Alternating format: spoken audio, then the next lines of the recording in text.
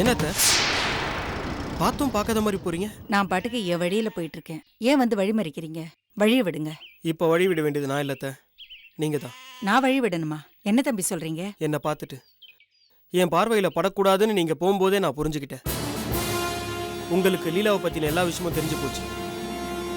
ஒன்று, நான் லீலா கிட்ட பேசுகிறத நீங்கள் கேட்டிருக்கணும். இல்லை, லீலாவே எல்லா விஷயத்தையும் உங்ககிட்ட சொல்லியிருக்கணும். எது எப்படி இருந்தாலும் இப்போ எங்கள் அண்ணனை காப்பாற்றணும்னா, அதாவது உங்கள் மருமகனை காப்பாற்றணும்னா அதுக்கு லீலாவுடைய சாட்சி அவசியம். அதனால் நீங்கள் தான் லீலாவை கோர்ட்டுக்கு கூட்டிகிட்டு வந்து நடந்த உண்மையை சொல்லணும். இல்லை தம்பி, அது முடியாது. அப்போ உங்க மருமகனை காப்பாற்றணுன்ற எண்ணம் உங்களுக்கு இல்லையா? உங்க மூத்த பொண்ணு வாழ்க்கை பாழ போனா பரவாயில்லையா? இதை பாருங்க, நான் இது விஷயமா உங்க அண்ணனை ஆஸ்பத்திரியில பார்த்து பேசிட்டேன். அவரே லீலாவை சாட்சி சொல்ல கோர்ட்டுக்கு வர வேண்டாம்னு சொல்லியிருக்காரு. ஐயோ அத்தை, எங்க அண்ணன் என்கிட்டயும் அதே தான் சொன்னாரு. அதுக்காக நம்ம அப்படியே விட்டுற முடியுமா? நிரபராதியான எங்க அண்ணனை குற்றவாளியாக்கியிருக்காங்க. அவங்க செஞ்ச தப்ப நியாயப்படுத்த அந்த ஏசிக்கு அங்கனம் கட்டிட்டு அலையறான். லீலா வந்து உண்மையை சொன்னாதான் அவங்க போய் ஊரறிய வைக்க முடியும், அண்ணனையும் ஆபத்துல இருந்து காப்பாற்ற முடியும். தயவு செஞ்சு புரிஞ்சுக்குங்க. நீங்க வந்து உண்மையை சொல்லுங்க, அப்பதான் மாப்பிள்ளையை காப்பாற்ற முடியும்னு சொல்றீங்க. ஆனா அந்த ஆபீசர் வீட்டுக்கு வந்து உங்க பொண்ணு கோர்ட்டுப்படி ஏறக்கூடாது, மீறி ஏறினா அசிங்கப்பட்டு போயிடுவீங்கன்னு மிரட்டுறாரு. நான் என்ன பண்ண முடியும் தம்பி? என்னது? அந்த ஏசி லீலா சாட்சி சொல்லக்கூடாதுன்னு உங்களை மிரட்டிட்டு போனானா? ஆமாம் தம்பி, என் பொண்ணு கோர்ட்டுப்படி ஏறி சாட்சி சொன்னா அவளோட எதிர்காலம் பாழா போயிடும்னு பயந்துகிட்டு இருக்கேன். இதுல உங்க பெரிய அதிகாரி வந்து கோர்ட்டுப்படி ஏறினா அசிங்கப்பட்டு போயிடுவீங்கன்னு மிரட்டிட்டு போறாரு. எதுக்கு தம்பி எங்களுக்கு பெரிய இடத்து பொல்லாப்பு? மாப்பிள்ளையே லீலாவோட எதிர்காலத்தை மனசுல வச்சுக்கிட்டு சாட்சி சொல்ல வர வேண்டான்னு சொன்னதுக்கு அப்புறம் நீங்க ஏன் பிடிவாதம் பிடிக்கிறீங்க? வேற ஏதாவது செஞ்சு மாப்பிள்ளையை காப்பாத்துங்க தம்பி. லீலாவோட வாழ்க்கைய பணைய வச்சிடாதீங்க.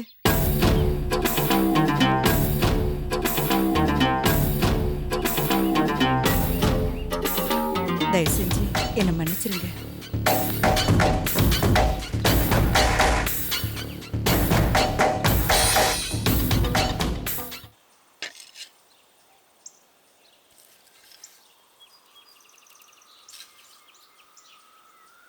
சார், இந்த பிளான் படி பில்டிங் கட்டுனா ஸ்கூல் குழந்தைகளுக்கு பிளே கிரவுண்டுக்கு அவ்வளோ வசதியாக இருக்காது சார்.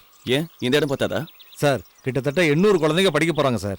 கண்டிப்பாக இங்கே பிளே கிரவுண்டு வேணும் சார். நீங்கள் சொல்கிறது சரிதான், பட் நம்மளுக்கு இடம் பார்த்தாதே, என்ன பண்ணுறது? சார், ஒன்று பண்ணலாம் சார். இந்த பாஸ் ஷேப்பில் இருக்கிற லெஃப்ட் பிளாக்கோ ரைட் பிளாக்கோ ஏதோ ஒன்று தூக்கிடலாம் சார். என்னங்க பேசுறீங்க? இந்த 2 பிளாக்கையும் தூக்கிட்டா அங்கே இருக்கிற ஸ்டூடெண்ட்ஸ் எங்கே போவாங்க? சார், 2 ஃப்ளோராக இருக்கிற இந்த பில்டிங்கை 3 ஃப்ளோர் ஆக்கிட்டா ஒரே ஈக்குவல் ஆகிடும் சார். சார், என்ன சார் யோசிக்கிறீங்க? இல்லைங்க, 2 ஃப்ளோர் கட்டுறதுக்கு தான் பிளான் கொடுத்துருக்கேன். இப்படி திடீர்னு 3 ஃப்ளோர்னா, அதுலேயும் ஸ்கூல் பசங்க 3 ஃப்ளோர் ஏறி இறங்கணும்னா அவங்களுக்கு சிரமமாக இருக்காதா? சார், ஸ்கூல் பசங்க தானே சார், விறுவிறுன்னு ஏறி இறங்கிடுவாங்க சார். அவங்களுக்கு தேவை பிளே கிரவுண்டு தான் சார். ஓகே, நீங்கள் சொல்கிற ஐடியாவும் நல்லா தான் இருக்குது. நான் ஸ்கூல் ட்ரஸ்டி கிட்ட பேசி பார்க்குறேன். சரியா? சரிங்க சார். சார், ஒரு நிமிஷம் சொல்லுங்க. எனக்கு இந்த மண்ணில் 3 ஃப்ளோருங்கிறது ஆபத்தானது. 3 ஃப்ளோருங்கிறது ஆபத்தானதா? என்ன சொல்கிறீங்க? ஆமாம் சார், இந்த மண் ரொம்ப இலகுவானது, பாறையும் கிடையாது. 2 ஃப்ளோருக்கு மேலே ஏற்றினா ஃப்யூச்சரில் என்ன வேணாலும் நடக்கலாம் சார். யோ, மண்ணை பற்றி உனக்கு என்னையா தெரியும்? பெரிய மண் ஆராய்ச்சியாளர் மாதிரி பேசிக்கிட்டு இருக்க. உன்னை பற்றியே உனக்கு ஒன்றும் தெரியாது, மண்ணை பற்றி உனக்கு என்ன தெரிய போகுது? இல்லை சார், நான் சொல்கிறத நம்புங்க. எனக்கு இந்த மண்ணை பார்த்தா சந்தேகமாக தான் இருக்குது. மழை காலம், பூகம்பத்தில் இதோடைய அஸ்திவாரம் தாங்குமான்னு சொல்ல முடியாது. குழந்தைங்க சமாச்சாரம், எது ஆபத்து ஏற்பட்டக்கூடாது இல்லைங்களா? அதனால் கொஞ்சம் கவனமாக செய்யுங்க சார். ஓகே இல்லைங்கோ, அப்போ ஒன்று பண்ணுவோம். இதை சாயில் டெஸ்ட்டுக்கு அனுப்புவோம். டெஸ்ட்டு ஓகே ஆயிடுச்சுன்னா அதுக்கப்புறம் மற்ற வேலையில் பார்ப்போம். ஓகேவா? Okay sir. சாயில் டெஸ்ட்டுக்கு அனுப்ப ஏற்பாடு பண்ணுங்க. Okay sir. சரிங்க, நாங்கள் கிளம்புறோம். சரி வாங்க.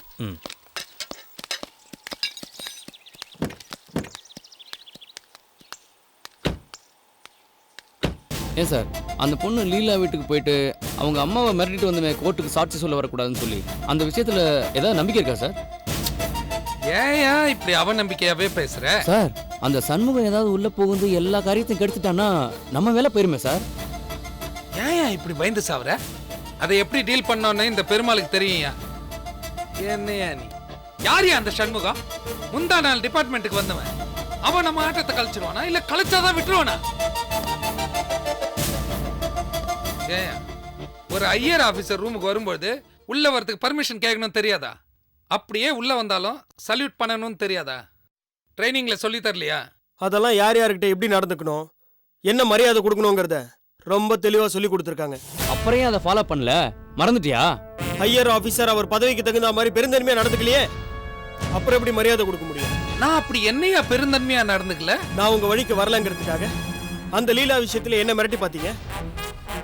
காக்கி சட்டியோட கம்பீரத்தை கெடுக்கிற மாதிரி அந்த வயசான அம்மாவை போய் மிரட்டிட்டு வந்திருக்கீங்க. இதெல்லாம் போலீஸ்காரன் சொல்றதுக்கே எனக்கு அசிங்கமா இருக்கு.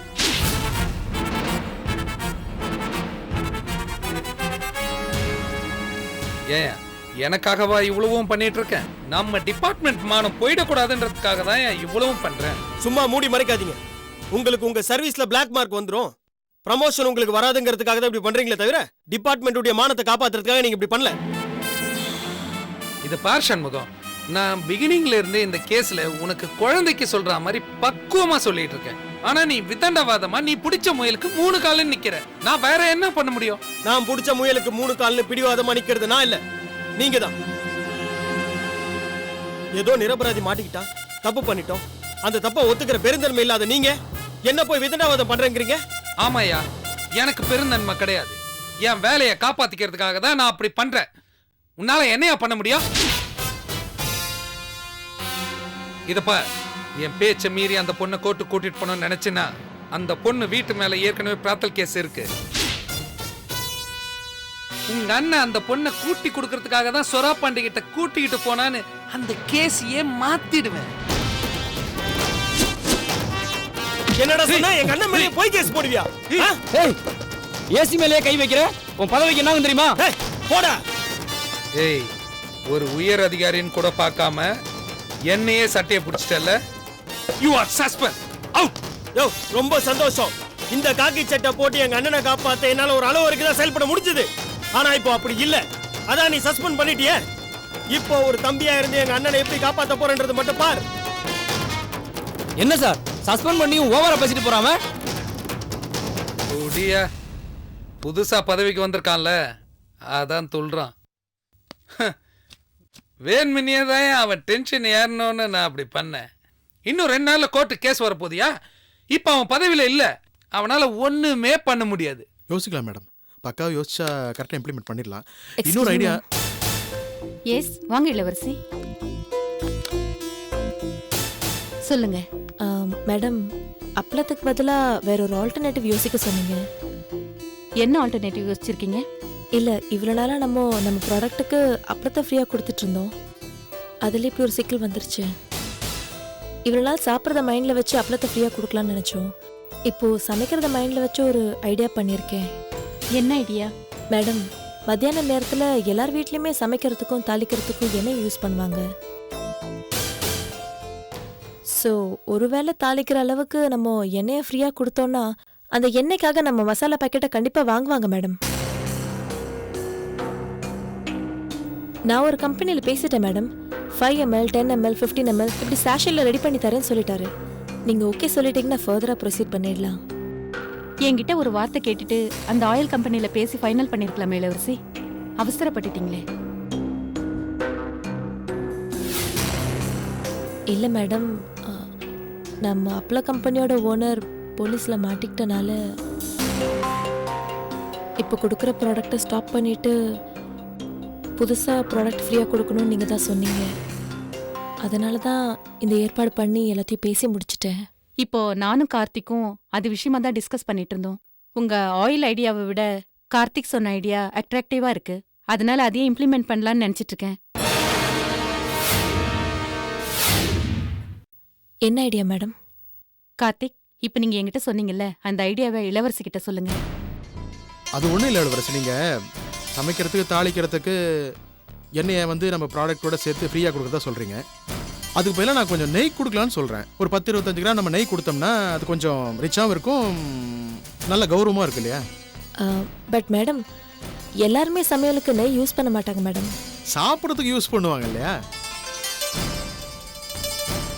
இல்லை மேடம், எல்லாருமே சாப்பாட்டுக்கு நெய் சேர்த்துக்க மாட்டாங்க.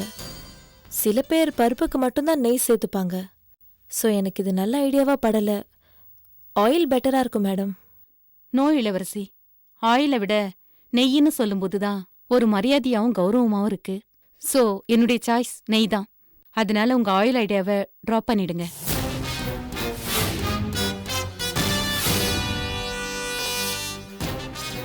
ஓகே இளவரசி, நீங்க போய் உங்க வேலையை கவனிங்க.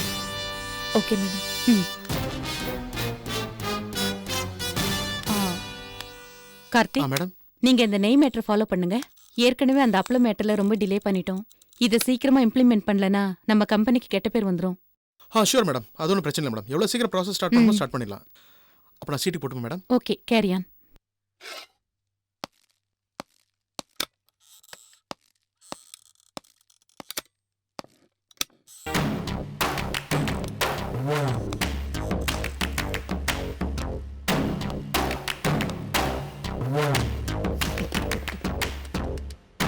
மேடம் உன்னை இந்த அளவுக்கு டிஸ்கரேஜ் பண்ணுவாங்கன்னு நீ எதிர்பார்க்கவே இல்லை இளவரசி.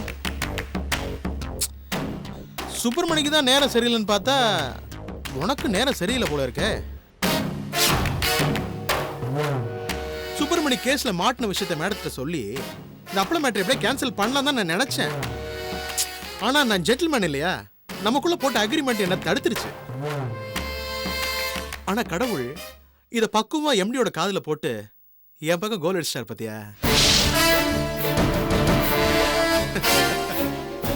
இது வந்து தெரிஞ்சுக்க இளவரசி, கடவுள் எப்பவுமே என் பக்கம் தான் இருக்காரு.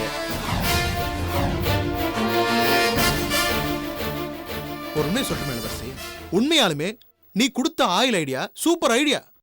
ஆஹா, இந்த தடவை இளவரசி தான் ஜெயிக்க போறான்னு நினைச்சேன். ஆனா உன்னோட பேட் லக்கு என்னோட குட் லக்கு, மேடம் என்னோட ஐடியா ஓகே பண்ணிட்டாங்க.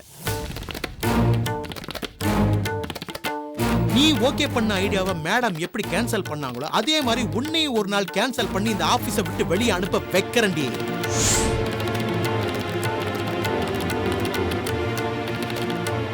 நான் கையில எடுத்த இந்த நெய் உருகிற மாதிரி உன்னையும் உருக்குலைஞ்சு போற அளவுக்கு நான் பண்ணல. என் பேர் கார்த்திக் இல்லடே. குருவி உட்கார பனங்காய் விழுந்த கதையா? ஏதோ ஒரு தடவை ஜெயிச்சிட்டனால சந்தோஷப்படாத.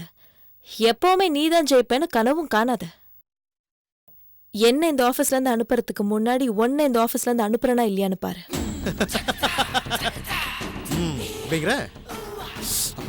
எனக்கு தலைக்கு மேல வேலை இருக்கு. மேடம் மேல இந்த நெய் மேட்டர் ஓகே பண்ணிட்டாங்களா, இது சம்பந்தமா நான் நிறைய பேர் பார்க்கணும் பேசணும். ஸோ அதனால நான் வேலையை பார்க்குறேன். நீ உன்னால முடிஞ்சதை பாரு. காட்டுமா?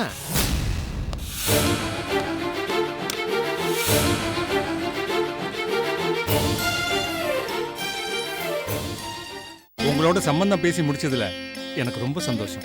ஆமாங்க, எனக்கு ரொம்ப சந்தோஷம் தான்.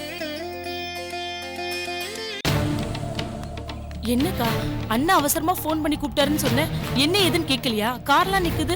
என்னன்னே தெரியலையே. ஃபோன் பண்ணி வான்னு சொன்னான், என்ன ஏதுன்னு எதுவுமே சொல்லல. உள்ள போய் பார்த்தா தானே தெரியும். அவன் சொன்னா நம்ம வரணும்ல, அப்பதானே நம்ம நினைச்சது நடக்கும். வா உள்ள போய் பார்க்கலாம், வா. அப்படி இல்ல சம்மந்தி, முறையான ஒண்ணு இருக்குல்ல, நீங்க என்ன நினைக்கிறீங்களோ அதை கேளுங்க. உங்களுக்கு இருக்கிறது ஒரே பொண்ணு, உங்க சொத்துக்கெல்லாம் அவங்க தான் வாரிசு. இதுல போய் கொடுக்கல் வாங்கல்னு என்ன பேசுறதுக்கு இருக்கு? உங்களோட சம்பந்தம் வச்சுக்கிறதுக்கு நாங்க ரொம்ப கொடுத்து வச்சிருக்கணும். வாங்க வாக்கா வாமா. ஏக்கா உன்னை எப்போ வர சொன்ன இப்போ வர? இல்லப்பா, நீ திடீர்னு ஃபோன் பண்ணி வான்னு சொன்ன, என்ன ஏதுன்னு எதுவுமே சொல்லல. கோவில்ல பூஜையில இருந்தேன்ப்பா, பாதியில வர முடியுமா அதான் முடிச்சிட்டு வரேன். யாருப்பா இவங்கெல்லாம்? இவங்களாம் மாப்பிள்ளை வீட்டுக்காரங்க. சார் தான் மாப்பிள்ளை. வணக்கம். அமெரிக்கால கம்ப்யூட்டர் இன்ஜினியரா இருக்காரு. சார் மாப்பிள்ளையோட அப்பா. வணக்கம். பெரிய பிசினஸ் மேன். வணக்கம். சென்னை, திருச்சி, வேலூர், பாளையங்கோட்டைன்னு எல்லா இடத்துலயும் ஏக்கர் கணக்குல பெரிய பெரிய பில்டிங் வாங்கி போட்டிருக்காரு. ரொம்ப பெரிய இடம் போல. ஆமாக்கா, இவங்க மாப்பிள்ளையோட அம்மா. இது எங்க அக்கா ராஜேஸ்வரி. இது என் தங்கச்சி தேவகி. சரி தம்பி, பொண்ணு வர சொல்லு. பொண்ணு பையனை பார்க்கட்டும், பையன் பொண்ணை பார்க்கட்டும். மத்த விஷயத்தெல்லாம் பேசி முடிச்சிடலாம். எல்லாம் பேசி முடிச்சாச்சு.